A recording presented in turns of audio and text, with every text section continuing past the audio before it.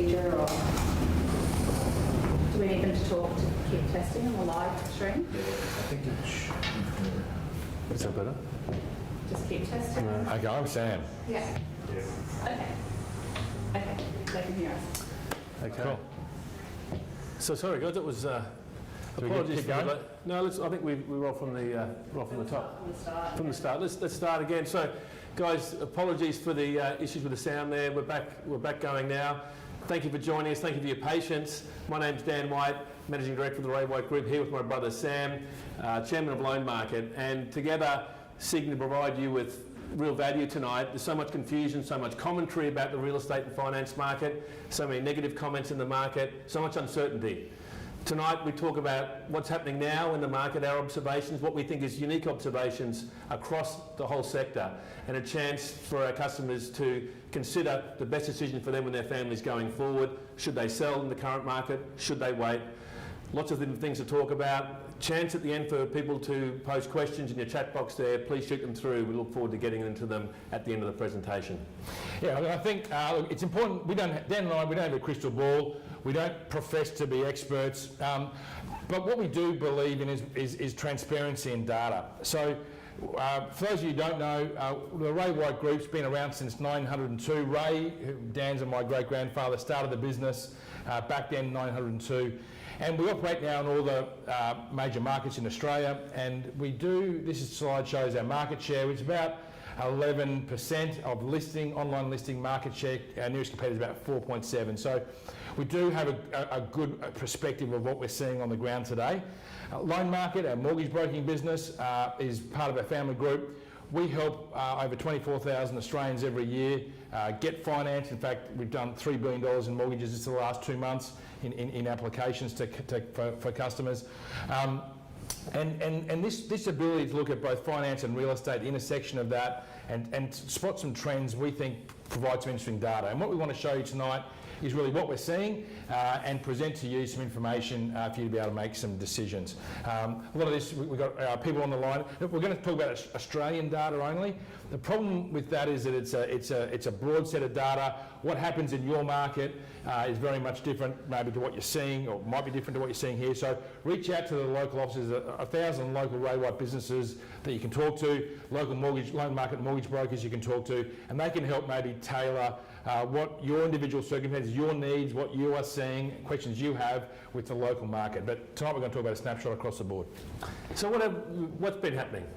I mean, so much talk, as I said before. I mean, a lot of people will be surprised how active the real estate market's been, and talking to peers and friends in the community, they're just surprised at the amount of activity that's going on both in real estate sales and in finance. If you look at our last 2 months alone in Ray White Group, over $4.4 billion in sales, so only about 11% less than the last 2 months combined of last year.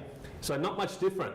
We did conduct over 1,000 auctions. Even though auctions were so-called banned, we still had over 1,000 auctions during that period of time, and achieved auction clearance rates higher than we did in the prior year, and prices have remained firm. It was amazing actually how much the customers and the team really responded to digital auctions, wasn't it? And just the new ways of doing business. I'm sure that happened right around Australia, but you wouldn't have known that though, would you? You wouldn't have known that data just by looking at some of the media. And there's so many different headlines are concerned about negative, about press. Some people said the market's going to fall back to 30%, and there was a genuine fear and uncertainty. And in fact, feedback, we did a survey on raywhite.com recently, 40% of those of our customers believe that the media coverage of the property market's confusing. And that really drove the concept of wanting to present what we see, present the data directly to consumers, and allow you to make your own mind up.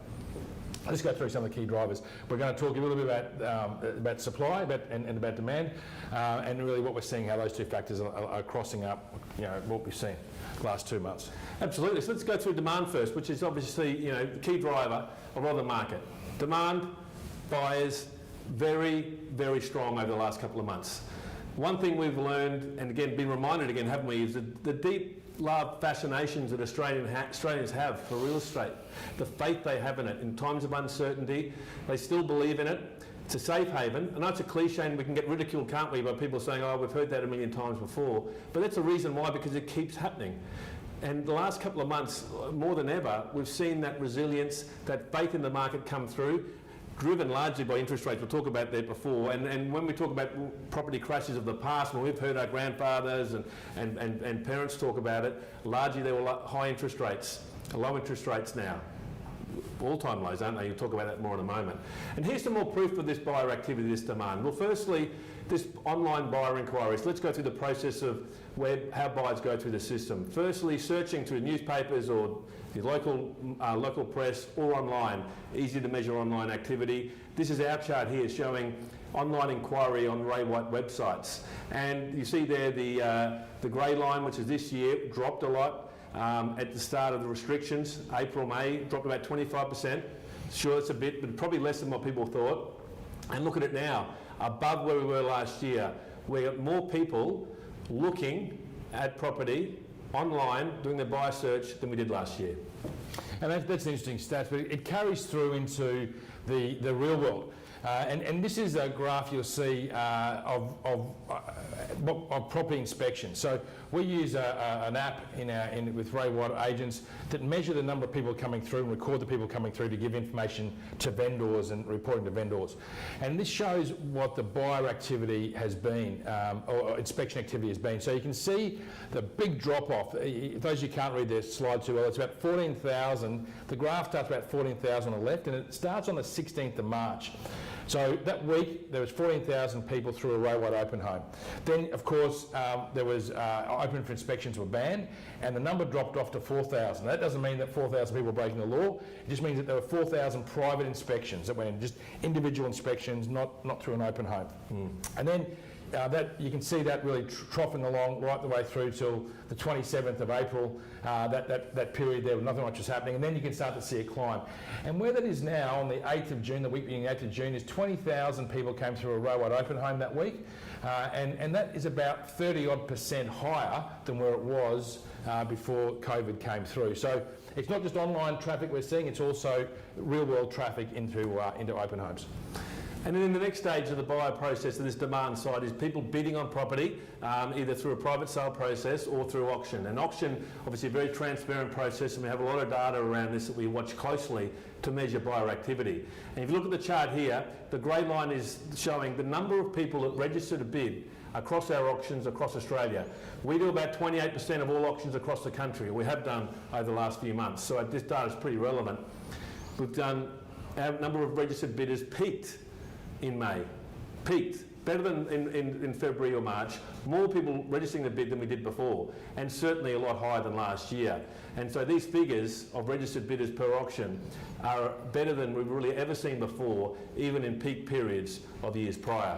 Interesting, isn't it? That I mean, some viewers may be in different parts of the market and saying, oh, hang on, we don't do many auctions in our market. And it's true that only about 15% of all properties are sold by auction method throughout Australia.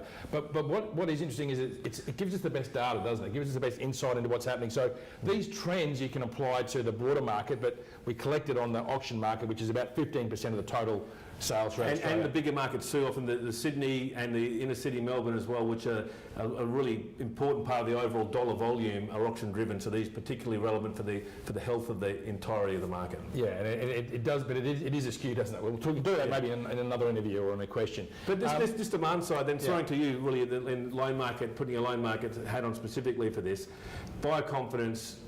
We've been watching, when the restrictions happened, everyone was predicting all this stuff. We were talking every morning. You were giving us your figures on finance, what was happening, and that's been the key trend. Yeah, I mean, it's been very busy in looking at finance. Now, obviously, interest rates are very low. There was a lot of work initially with helping clients go through hardship requests with lenders, and we'll talk about that in a minute as well. But the trend, the key standout has been the lowest interest rates in the market for I'm not sure if it's forever, but for a very, very long time. So owner-occupier rates, we'll go through the detail in a minute around what you can get. But it's clear there's been so much more activity, so much more availability of finance for everybody. Banks are keen, they're open for business. In fact, you've seen a lot of people, banks not only have very cheap rates, but also have incentives, cashback incentives to be able to refinance to them and switch across. Loan market we have 62 lenders on our panel, have well over 560 mortgage brokers throughout the country who talk to clients and line them up, try and help them match their needs with what 62 banks offer what we've seen is interesting is this pre-approval slide. This is the number of pre-approvals that are active, rolling 28 days, active pre-approvals that are in the market at the moment. The blue line is what was last year, the grey line is this year. And again, you can see a stronger level of pre-approvals out at the moment than what there was 12 months ago. But of course, we saw that dip. And whilst the numbers haven't come back to where they were pre-COVID in terms of the pre-approval numbers, you can see there's been a stronger bounce than where it was back in this time last year. I think that's one of the slides. The other thing we hear a lot of talk about is this really an investment or owner-occupiers? What's happening with that? We haven't seen any difference really in the application numbers for investors or owner-occupiers. So our June data, the data market we're in now, there is really it's about 22% of our volume of the loans we're submitting are coming through investors, which is round about normal. So we haven't really seen a market difference between is it more skewed to owner-occupiers or investors at the moment. Let's talk about rates then. What is available out there at the moment in terms of, people are saying, is it still there? These rates are going to stay, and bank turnaround times, have they really got the appetite? Yeah. So look, you can get owner-occupier variable rates from 2.63% per year. You can get fixed rates, owner-occupied fixed rates, 2 years for 2.09%. There's phenomenal sort of rates that are there. Now, obviously, fixed rates, there's some differences, but you've got to take into account your situation before you go fixed versus variable. Again, talk to a broker about that.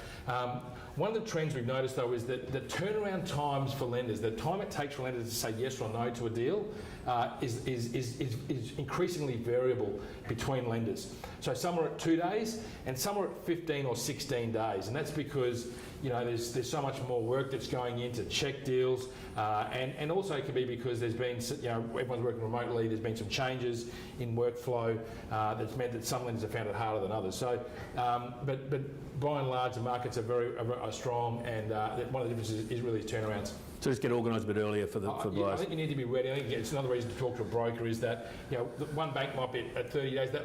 You might be able to wait. Maybe you can't. You might need to go to a bank that's at 2 or 3. Again, that comes down to your individual needs, and that's why it's important to see a broker who can understand what you're trying to do and take account of that rather than give any broadcast information like this. Fantastic. Well, okay, that's the demand side, isn't it? Where buyers have been, where they are now, what we've seen over the last 3 months from the Ray White side and loan market. So let's switch across to supply, the amount of listings on the market. And look, despite all our energies and best efforts as an industry and as a company to keep our vendors engaged in the process, many vendors did withdraw their listings after the restrictions started in late March. A lot of auctions got withdrawn, and many people that were going to come to the market decided to wait. And you see this chart here shows how strongly the industry or the real estate market came into the lockdowns. Really big months in February and March, massive months, really healthy prices, healthy auction numbers, etc. And then you'll see the dip there down. About 40% or more drop in new listings coming to the market. There are people that have signed authorities with us to take their properties to market. But still a decent number of people still coming to market, just less. But it didn't take long for that to change. People in the market saw transactions occurring, they saw auctions take place digitally, they saw private inspection numbers that Sam spoke about, and we're now seeing the new listing numbers come back up. And now we're signing up new listings at the same rate we were 12 months ago.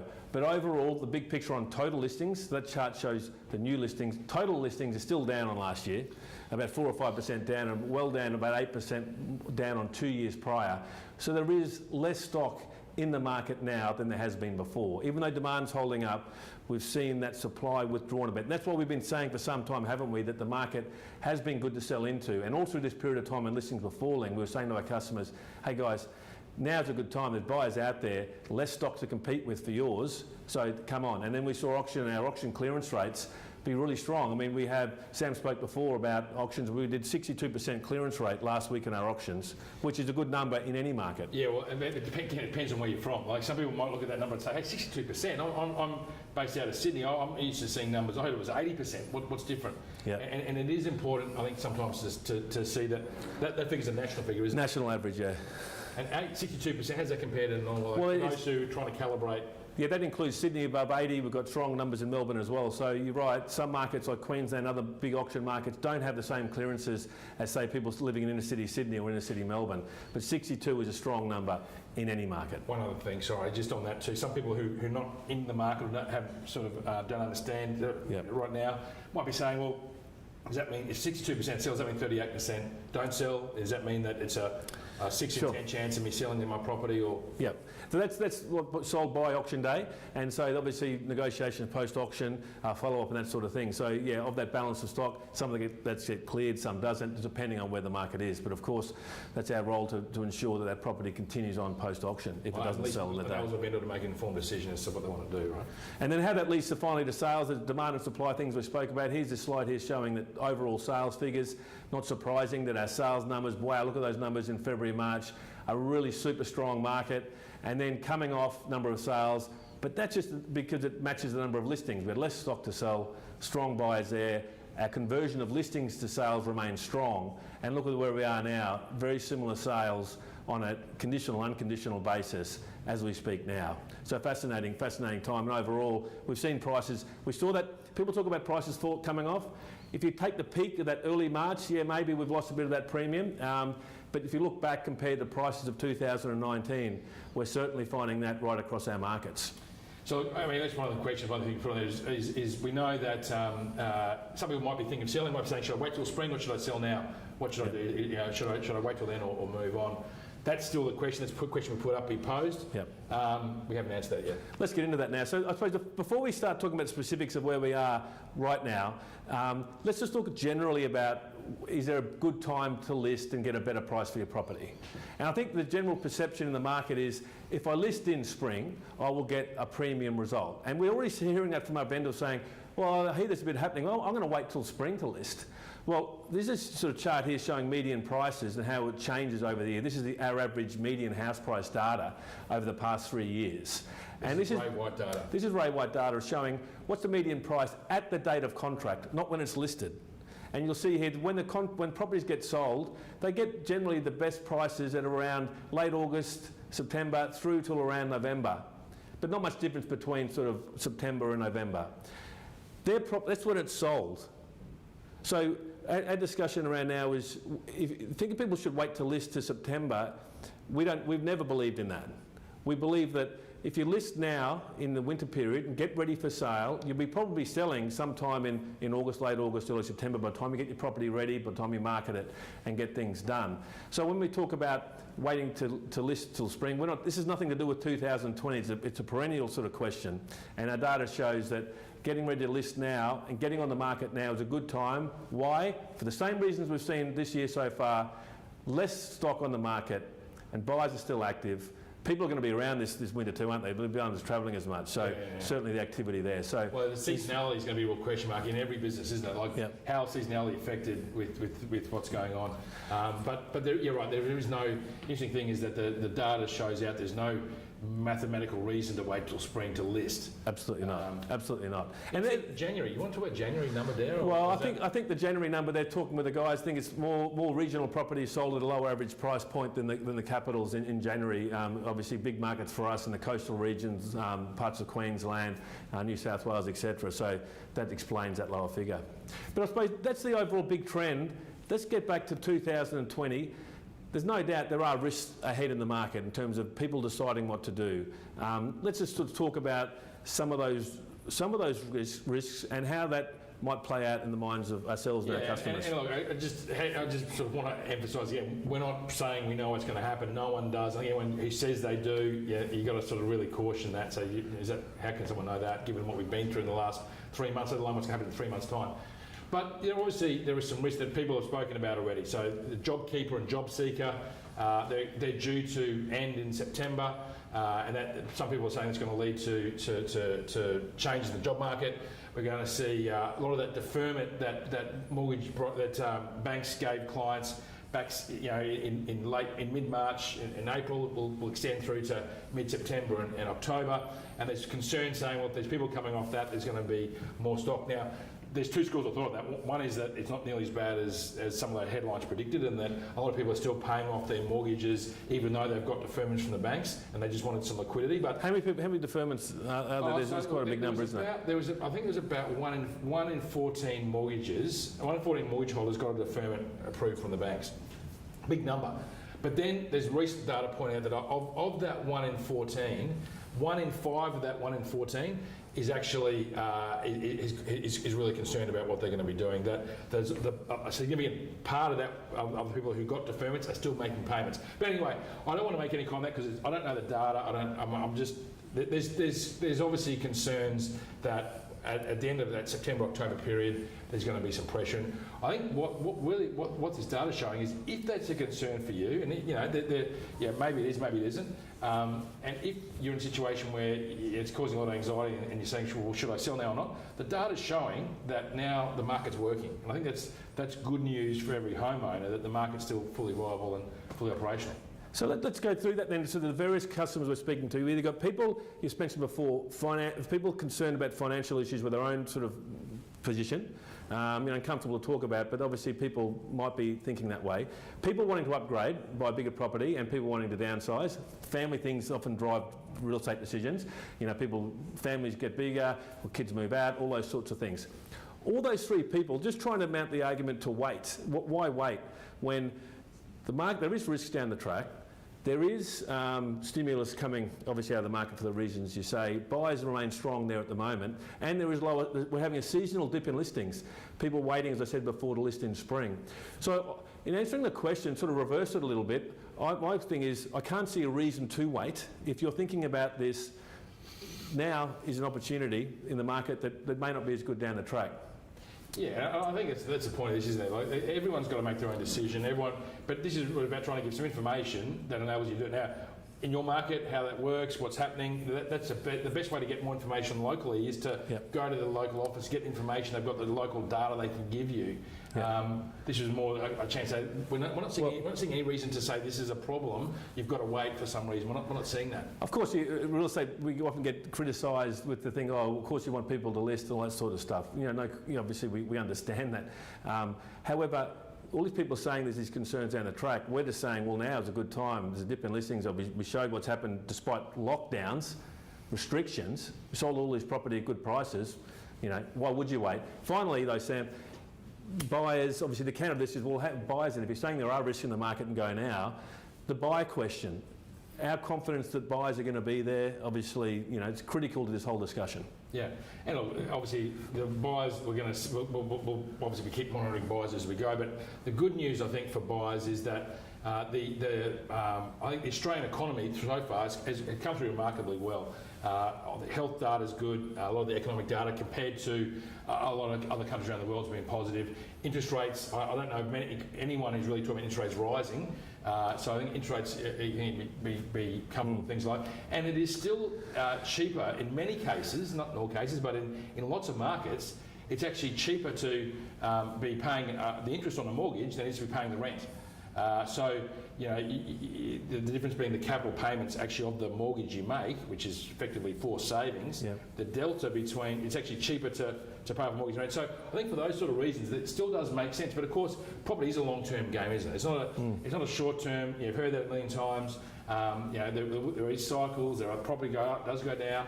And you do need to make sure that you've got flexibility in your ability to cope with those ups and downs, like this. Yeah, absolutely. And I think, as you said, before, trying to game the system and buy at the particular time when you have a need as a property investor or as a family, often it can be dangerous to sort of pick the bottom or whatever. But I suppose the key thing, as we've said before, while finance remains where it is and where it's so strong, it is the key sentiment driver, the key confidence driver for buyers. It's there and should be there for some time, which underpins really a lot of the activity that we expect to see over the next 6 months. But as Sam said, look, we're not economists, no one has a crystal ball, but what we wanted to do tonight was confidently sort of show you what we are seeing now. There is a lot happening, the market's active, we like talking about the now, we're in the now business, we communicate what we've done tonight in a written format every week for our members to distribute their customers. If you'd like to see that or receive that every week, you're very welcome to, and we appreciate the opportunity to talk through with you the issues. We have some questions that have come through. Sorry again about the timing. I know the volume and the snafus on that. But we're able to stay around if you are to answer some questions. Apologies again for being late. If you've got to run, the local officers, local brokers are best able to help your inquiry on if you want to know specifically about your market. Okay, so the first question is here: has there been any correlation between states and real estate activity and the lockdowns, etc., in each state? So obviously a great question. Obviously we know there's been different rules in each state around open homes auctions. We know infection rates have been very different. Surprisingly, the real estate curve in every state, the list, all those charts we showed before, very, very consistent across the market. Normally we don't have such consistency across the market, but very much so in the last 3 months. Maybe Sydney's starting to pull ahead than the others. The resilience of the big Sydney market sort of shining through, but other than that, really consistent trends right across the board. This next one. If I want to sell, what are the things I should be thinking about doing to start the process? Well, you're better off talking about that. Well, I think obviously everything, education in the process is everything. The real estate side, understanding your market, the finance side as much as anything, getting in touch with a broker to really understand your financial needs or your requirements. Obviously, we believe that our members can provide you with the best service to let you know what is happening now in the current market. And I think the important thing is to educate yourself directly with what's happening on the ground. Don't rely on the experts, don't rely on anyone, do your homework yourself. There's plenty of things going on that you can go and see firsthand, both in finance and real estate, and that's essential to anyone considering. Auctions, get a feel Absolutely, for that. absolutely. A question here, I heard they're going to get rid of stamp duty. What does that mean if I want to sell? Yeah, well, so we'd love to get rid of stamp duty. I think it's a tax that is, many commentators have said how, and it's an insidious tax, it's a lazy tax, it's a tax that doesn't give a multiplier to the economy. So we'd wholly support its abolition. I just don't know when that's going to happen. I mean, we've heard politicians talk about taking off taxes a while. I haven't seen it happen too fast. I'd love to be proved wrong. I do know that whatever, if it happens, they're going to need to have some sort of transition phase, I would have thought. And the discussions that we've seen have been around looking at a transition program of sorts. But I don't know if there's I agree with you. New South Wales is going to replace $9 billion. Let's hope they can find a solution. It's going to take a lot of political will. What's happened in the ACT, it's a good case study of transition, which is great. So hopefully it will happen. I just don't think it should impact anyone's real estate decisions today. It's too variable, it's too hard to quantify. Be aware of it, but I wouldn't factor any of it in. Question here from Karen. Any thoughts on capital gains tax if selling now? I mean, this is you've got to see. Unfortunately, this is one of those ones with it's your own tax. It is your own situation, and we aren't tax advisors. We can't tell you. We can help put you in touch with some accountants if you don't have one, who can give you better advice and qualified advice on that.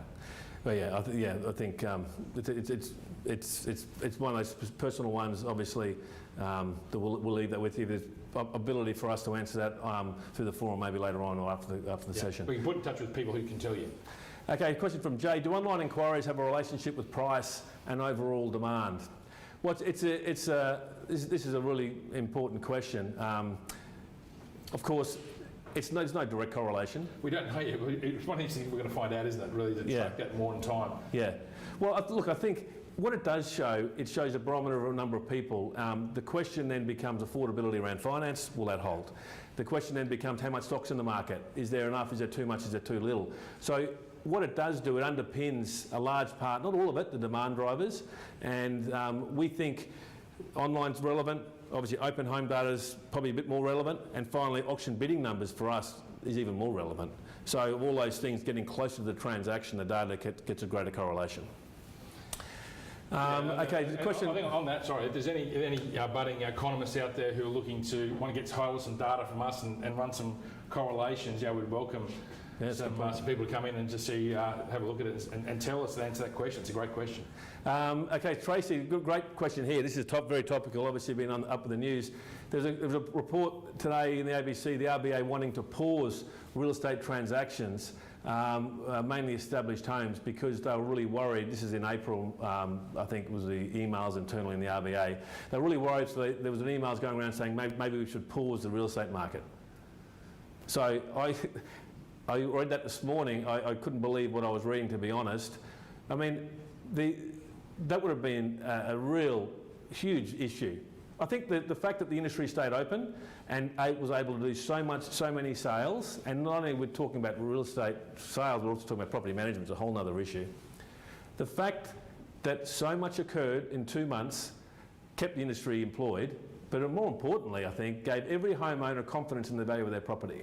And for that to have been taken away from our community would have been a huge confidence blow for the whole place. So I'm so glad that didn't happen, and I hope they won't think of that sort of scenario again. And I hope they're not thinking about it now, because certainly we don't need it. There's an active market, there's a deep market, no one needs to be paused, no one needs to be stopped. Last question, Graham. Where do you see prices going in the next 12 to 24 months? Great question, and if I can give some my view on it, and you might have a slightly different view, is that we're going to be looking at prices are going to be determined by supply and demand at every marketplace. One thing that will be the question will be is how those two factors intersect. I don't see any issues around the key factor on buyers will be employment. How bad does unemployment get? At the moment, I think we saw it today, it was at 7 and a bit percent. Forecast to go to 8, not to double figures anymore, but I know that forecasts all vary. But if your belief is that unemployment won't go into double-digit figures, and we're closer to the peak than we are to where we were, that's probably the biggest negative impact on demand. Rates, I think, will be low, so I don't see that changing significantly. Then the supply side, you're going to see, well, is there going to be a fundamental flood of supply into the marketplace? And that's going to come down to, I think, again, the same sort of thing, unemployment. Yeah. And where do we see unemployment go to? Will there be forced sales into the market? Two things, I think. One is the banks have shown they're responsible around this. They want to try and look at how they manage this this process as best they can. But they're your risks. Yeah, both of which come down to really unemployment. Other one we're talking about is immigration coming in, net immigration coming to Australia, and that being a downward effect on demand. Yes, that will be a factor in the short term. Once we're through this, then we'll start to see longer term growth coming back through that. Whether or not investors will take the slack in that market will determine. That's probably the downward pressure on pricing. So I'd see sort of, my view is it's probably going to be fairly flat pricing over the next 12 to 24 months, but again, I've got no crystal ball. I suppose, I agree, no crystal ball from me either. All I can say though is, in the next few months, in the now business we're in, I'm confident we can deliver for our customers and deliver prices that will be in line with their expectations. And that's our key message tonight. We can deal in that now market for you if your needs dictate that for those reasons we spoke about earlier. But guys, we're out of time. Thank you so much. We'll send you an ebook after this detailing with this presentation, the video. If you'd like to keep getting our information, please contact your local agent or the guys you work with in Ray White and in Loan Market, and we look forward to working with you in the months ahead and keeping you fully informed about what's happening. Thanks, mate. Thank you. Thank you.